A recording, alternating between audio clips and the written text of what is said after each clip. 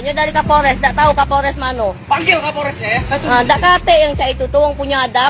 Uang dari Polres beb, permisi nak numpang narok mobil beb permisi, tahu tak? Pak, Janganlah cak itu. Dari belakang, kami dari sini tadi.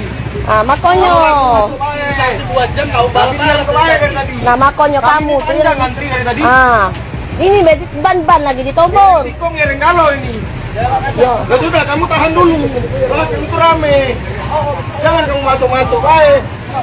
Aksi arogan sopir mobil serobot antrean, ngaku kerabat Kapolres saat ditegur warga. Sebuah video amatir yang merekam aksi arogan seorang pengemudi mobil mendadak viral di jagat maya.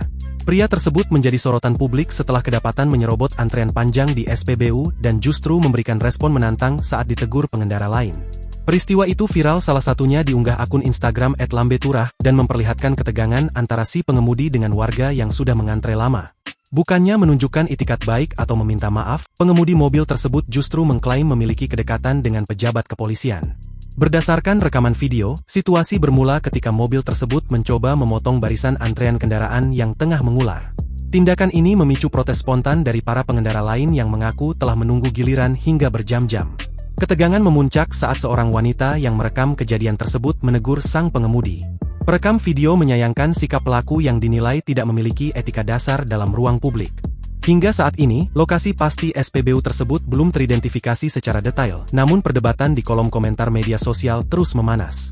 Netizen mengecam keras penggunaan nama jabatan aparat untuk kepentingan pribadi atau untuk melegitimasi tindakan yang melanggar ketertiban umum.